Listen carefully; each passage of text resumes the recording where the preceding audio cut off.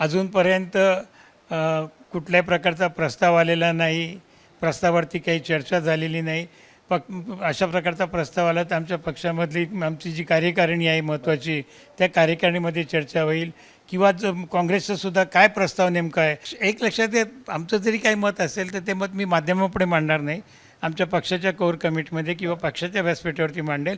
अर्थात माझं मत जरी काही असलं त्याच्यामध्ये पक्ष जो निर्णय घेईल आणि पवारसाहेब जो निर्णय घेतील तो अंतिम निर्णय आम्हाला आहे.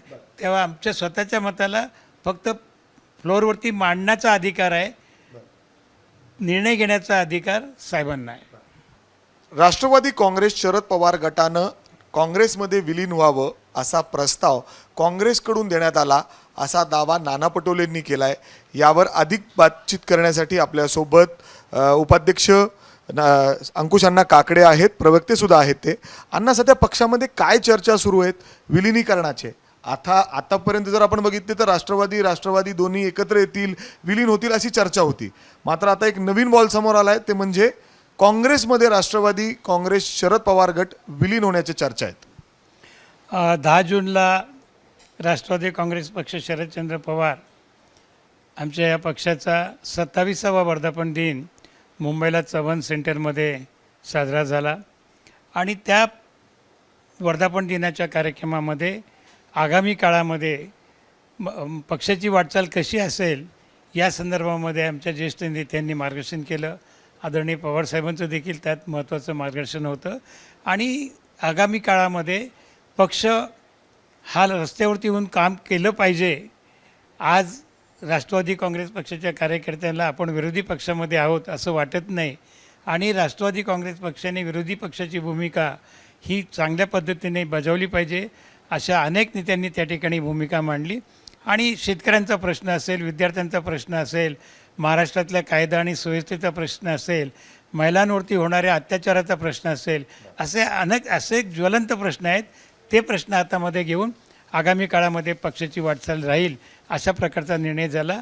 तत्पूर्वी आमच्या पक्षाच्या कोर कमिटीची एक बैठक पवारसाहेबांच्याच उपस्थितीमध्ये झाली आणि त्या बैठकीमध्ये राष्ट्रवादी काँग्रेस पक्ष, दोन्ही राष्ट्रवादी काँग्रेस पक्षाच्या विलिनीकरणासंदर्भामध्ये ज्या चर्चा चालू होत्या त्या चर्चांना खुद्द सुप्रियाताई, प्रांताध्यक्ष शशिकांत शिंदे यांनी स्पष्ट शब्दामध्ये पूर्ण विवरण दिला की कोणत्याही परिस्थितीमध्ये अजितदादांचा पक्ष आणि साहेबांचा पक्ष हे विलिनीकरण होणार नाही, एकत्रीकरण होणार नाही अशा पद्धतीची भूमिका त्या ठिकाणी स्पष्ट झाली आणि आम्ही आता पुन्हा जोमाने कामाला लागणार आहोत.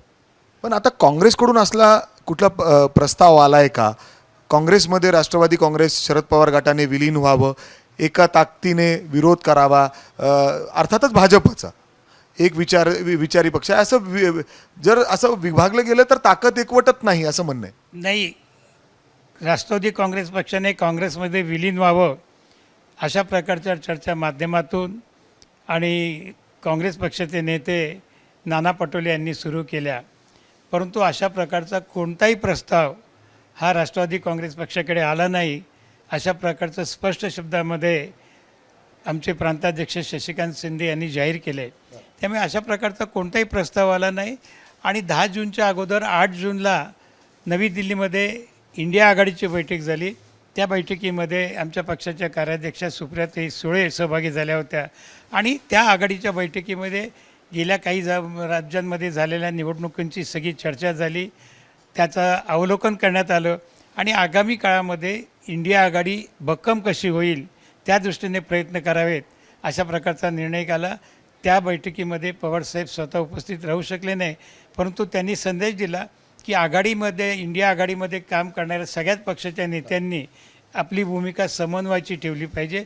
आत्तापर्यंत जे काही झालं ते आपण बाजूला ठेवून भविष्यकाळामध्ये जर आपल्याला भारतीय जनता पक्षाला तोंड द्यायचं असेल तर डाव्या विचाराच्या पक्ष, समविचारी पक्ष यांना एकत्र घेऊन आपण एकत्रितपणे काम केलं तर आपण त्या ठिकाणी भारतीय जनता पक्षाला आगामी काळामध्ये रोखू शकतो अशा प्रकारची भूमिका झाली. त्यामुळे विलिनीकरणाची वगैरे चर्चा त्या ठिकाणी नाही आणि आमच्या पक्षामध्ये देखील 10 तारखेचा कुठेही त्याचा उल्लेख देखील केला गेला नाही. पण ज्या पद्धतीने नाना पटोले म्हणतायत, अर्थात कुठला तरी प्रस्ताव नक्कीच आला असावा, कारण समविचारी पक्षांनी हे जो छोटे सगळे घटक पक्ष आहेत जर एकत्र आलीत तर ताकद वाढेल. जसं तुम्ही आता म्हणताय, जर भाजपला रोखायचं असेल, विरोध करायचा असेल, विरोधी पक्षाची ताकद दाखवायची असेल तर ही गरज आहे. वाटतं तुम्हाला हे खरंच अशी गरज आहे? नाही, खरंच आहे ना. एक लक्षात घ्या, आज भारतीय जनता पक्षाच्या ताब्यामध्ये देशातील अनेक राज्य आहेत. एक तुरळक काही राज्य सोडली विरोधी पक्षाकडे, तर संपूर्ण देशामध्ये भारतीय जनता पक्षाची सत्ता आहे. केंद्रामध्ये त्यांची सत्ता मित्रपक्षांच्या मदतीने जरी असली तरी त्यांची एनडीए आघाडी आज मजबूत आहे. त्यामुळे जर आपण विखुरलेली मतांचं विभाजन झाल्यानंतर त्याचा परिणाम भारतीय जनता पक्षाला होतो.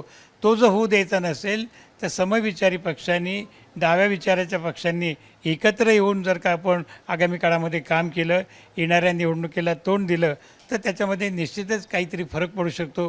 ही आत्तापर्यंतची उदाहरणं आहेत. पण आज या ठिकाणी नाना पटोले सध्या काही काँग्रेसचे प्रांताध्यक्ष किंवा नाही आहेत. त्यांचे हर्षवर्धन सपकाळ अध्यक्ष आहेत. त्यांचं त्या भूमिका किंवा त्यांच्याकडून अशा प्रकारचं कुठली वक्तव्य झालेलं नाही. त्यामुळे नाना पटोलेंचं कदाचित ते व्यक्ती असं प्रस्ताव जर आला, म्हणजे आता जर बोलतायत तर काहीतरी चर्चा तर असेल, कारण नाना पटोले स्वतः नागपूरहून दिल्लीच्या दिशेने रवाना झालेले, तिथं त्याची चर्चा सुरू आहे. जर असं झालं तर तुम्हाला वाटतं याच्यामुळे ताकद वाढेल? आणि जर राष्ट्रवादी काँग्रेस, शरद पवार गट काँग्रेसमध्ये विलीन झालं तर शरद पवार आणि सुप्रियाताईंना काय स्थान असेल तिथं? मिकी आपण म्हणता त्या सगळ्यात जर तरच्या गोष्टी आहेत. अजूनपर्यंत कुठल्याही प्रकारचा प्रस्ताव आलेला नाही, प्रस्तावावरती काही चर्चा झालेली नाही. अशा प्रकारचा प्रस्ताव आला तर आमच्या पक्षामधली आमची जी कार्यकारिणी आहे महत्त्वाची, त्या कार्यकारिणीमध्ये चर्चा होईल. किंवा काँग्रेसचं सुद्धा काय प्रस्ताव नेमका आहे, पण प्रस्तावच आला नाही. म्हणजे अजून लग्न ठरलेलंच नाही, साखरपुडा झालाच नाही, तर आपण लग्नाच्या बात. काँग्रेसचे जर नेते असं म्हणत असतील तर काहीतरी चर्चा नक्कीच असेल ना. असं कसं होईल की थेट एवढे मोठे नेता जबाबदारीने बोलले असतील ना काहीतरी? ते त्यांचे काँग्रेसचे नेते काही जरी बोलत असले तर आमच्या प्रांताध्यक्ष शशिकांत शिंदेंनी त्याचा स्पष्ट इन्कार केलेला आहे. त्यामुळे आमचा विश्वास हा शशिकांत शिंदेंच्या वक्तव्यावरती आहे. जर असा प्रस्ताव आला तर विचार करू शकतो, ताकद वाढेल? करू शकतो, पक्ष करू शकतो. अर्थात त्याच्यामध्ये काय प्रस्ताव आहे त्याच्यावरती सृष्टी करू शकतात. अर्थात तो काय निर्णय होईल हे आता काही सांगता येणार नाही. पण काय अपेक्षित आहे साहेबांना आणि सुप्रियाताईंना, यामध्ये काय स्थान मिळावं? ताकद तर नक्कीच वाढेल जसं तुम्ही म्हणताय. असं आहे, आज आम्ही काँग्रेसमध्ये नाही तरी पवारसाहेबांचं दिल्लीत स्थान अबाधित आहे. इंडिया आघाडीमधलं त्यांचं स्थान अबाधित आहे. आणि पक्षामध्ये साहेब आणि सुप्रियाताई कार्याध्यक्ष आहेत. त्यामुळे त्या दोघांच्या स्थानाला कुठेही काही धक्का पोचेल असं आम्हाला वाटत नाही. आणि बघूया भविष्यामध्ये काय होते ते पाहूया. पण पॉझिटिव्ह आहात? एकत्र सगळ्याच विरोधी पक्षांनी एकत्रितपणे काम करत ते ऑलरेडी आपण इंडिया आघाडीमध्ये करतोय. त्याच्यासाठी काँग्रेसमध्येच विलिनीकरण व्हावं हा काय एकमेव पर्याय नाही. दुसरा कुठला पर्याय दिसतोय? आघाडीमध्ये आम्ही काम करतोय ना. पण त्याचा फायदा होते? होईल. आता काय झालं, मध्यंतरीच्या काळामध्ये नाही म्हटलं तरी काँग्रेस आणि तृणमूल काँग्रेस यांच्या नुकत्याच झालेल्या पश्चिम बंगालच्या निवडणुकीमध्ये एकमेकावरती त्यांचे अगदी टोकाच्या भूमिकेमधून तेच म्हणतोय. तेच जे आपण बंगालमध्ये बघितलं, जर एकत्रित लढले असते कदाचित निकाल काही वेगळे असले असते. बरोबर. आता हे उशिरा सुचलेलं शहाणपण आहे असं म्हणायला काही हरकत नाही. मग हे शहाणपण आता राष्ट्रवादी काँग्रेस आणि काँग्रेस दोन्ही एकत्र दाखवतील का? ते काळ ठरवेल. आणि आमचे नेते पवारसाहेब जो निर्णय घेतील तो राष्ट्रवादीचा अंतिम निर्णय असतो. त्या निर्णयाची अंमलबजावणी करणं, त्या निर्णयाच्या पावलावर पाऊल ठेवून चालणं हे आमचं काम आहे. एवढेच मर्यादित आहेत आम्हाला. खरं तर दुसरीकडे अजून असा बी प्रश्न होतो की कारण शरद पवार हे काँग्रेसमधूनच बाहेर पडलेले होते. गेले 15-20 वर्ष ते बाहेर राहिले, वेगळे राहिले, स्वतः पक्ष स्थापन केला त्यांनी. एका टोकाची भूमिका सुद्धा घेतली काँग्रेसच्या विरोधात. पुन्हा एकदा असं साहेब जाऊ शकतात असं सुद्धा एक प्रश्न निर्माण होतो इथं.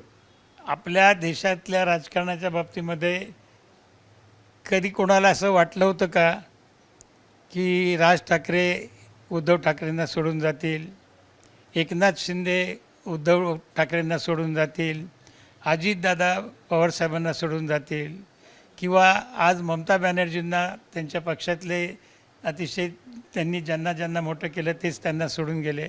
त्यामुळे देशाच्या राजकारणामध्ये काय कधीही काही होऊ शकतं. राजकारणामध्ये काही होऊ शकतं हे अगदी बरोबर आहे. त्याचवेळी वर्धापन दिन साजरा झाला 27वा. अर्थात जर आपण बघितलं तर राष्ट्रवादी काँग्रेस अजित पवार गटाचं देखील ज्या पद्धतीने तिकडं बॅटिंग झाली, टोलेबाजी तुम्ही देखील ऐकली असेल अण्णा. नाही, खरं म्हटलं तर आमचं देखील त्याच्या आदल्या दिवशी आमचा वर्धापन दिन झाला. आमच्या वर्धापन दिनामध्ये पक्षाची आगामी काळातली भूमिका काय असेल, पक्ष कशा पद्धतीने काम करेल, कशा पद्धतीने आपण लोकांच्या प्रश्नाला हात घातला पाहिजे, रस्त्यावरती उतरलं पाहिजे, अशा प्रकारचा स्पष्ट संदेश आमच्या कार्यकर्त्यांना दिला गेला. काल मी काय कालच्या अजितदादांच्या पक्षाच्या वाढदिवसाला उपस्थित राहण्याचं माझं काही कारण नव्हतं, पण वर्तमानपत्रामध्ये आणि टी व्हीवरती पाहिल्यानंतर त्या ठिकाणी ते खेळाचं मैदान होतं की काय असं वाटायला लागलं. कोण फुटबॉल खेळतं आहे, कोण बुद्धिबळ खेळतं आहे, कोण कबड्डी खेळतं आहे, कोण क्रिकेट खेळतं आहे, कोण आणखी काय खेळ खेळत आहेत. त्याच्यामुळे पक्षाच्या कार्यकर्त्यांना पुढच्या काळामध्ये आपण कशा पद्धतीने काम करावं, कोणत्या दिशेने जायचं आहे, कोणते प्रश्न हातामध्ये घ्यायचं आहे, ह्याच्यासाठी मार्गदर्शन करायचं बाजूला राहिलं आणि एकमेकाला टोमणे मारण्यामध्येच कालचं सगळं आपण पाहिलं. ठीक आहे, अर्थात तो त्यांचा पक्ष आहे, त्यांच्या पक्षामध्ये कोणी कोणाला किती टोमणे मारावेत, कोणी कबड्डी खेळावी, कोणी क्रिकेट खेळावं, कोणी इंज्युअर्ड खेळाडू म्हणून काही काळ बाहेर बसावं, हे सगळं ते ठरवतील. त्याच्यामध्ये पण एक ते सर्व दिसत होतं. असताना एक मजा मात्र आम्हाला त्या ठिकाणी पाहायला मिळाली. पण त्याच्यातून कंट्रोल नाही कोणाचा पक्षावर. कारण नाही, आज या क्षणाला तरी सुनेत्रा पवारांचा कंट्रोल त्या ठिकाणी दिसतोय. पण कार्यकर्त्यांना कालच्या वर्धापन दिनामधून काय संदेश मिळाला, कशा पद्धतीने आपण काम करावं, कशा पद्धतीने पक्ष काम करणार आहे, असा संदेश मिळाला असं मला तरी वाटत नाही. अर्थात त्यांच्या पक्षाबद्दल याच्यापेक्षा अधिक काही मी बोलणं हे उचित तिथं जरा अन्याय होताना दिसतोय भुजबळांवर, धनंजय मुंडेंवर, म्हणजे दादांना म्हणजे दिसलं ते सगळं त्यांनी व्यक्त देखील केलं. नाही. आता भुजबळांना जर का ते अन्याय होत असं वाटत असेल तर भुजबळांचा स्वभाव असा आहे की ते स्पष्ट निर्णय घेतात. शिवसेनेमध्ये त्यांना त्यांच्यावरती अन्याय होतं वाटल्यानंतर ते लगेच बाजूला झाले, 30-35 जणांना घेऊन बाजूला झाले. आता तेवढा कणखरपणा, भुजबळांना न्याय मिळावा म्हणून दिल्लीचे फेरे मारावे लागतात, हो खेटे करायला लागतात. आता तेवढा म्हणजे ज्यावेळेला शिवसेनेमध्ये भुजबळ होते किंवा पवारसाहेबांच्या राष्ट्रवादीमध्ये भुजबळ होते, त्यावेळेला त्यांच्यामध्ये जो कणखरपणा होता तो आता दिसत नाही. कदाचित वयोमानाचा प्रश्न देखील असेल. मी त्यांच्याबद्दल आदरच नेहमी व्यक्त करत आलेलो आहे. सुनेत्राताईंचं देखील तुम्ही भाषण ऐकलं असेल, कुठंतरी जरा ते वेगळ्या मोडमध्ये दिसले जरा ॲक्शन, कारण ऐकत नाहीत, याच्या पुढं कुणाचं बघितलं जाणार नाही, फक्त पक्षासाठीच, पक्ष कशा पद्धतीने वाढेल हे सगळं. आतापर्यंत खूप प्रेशर दिसत होतं त्यांच्यावर.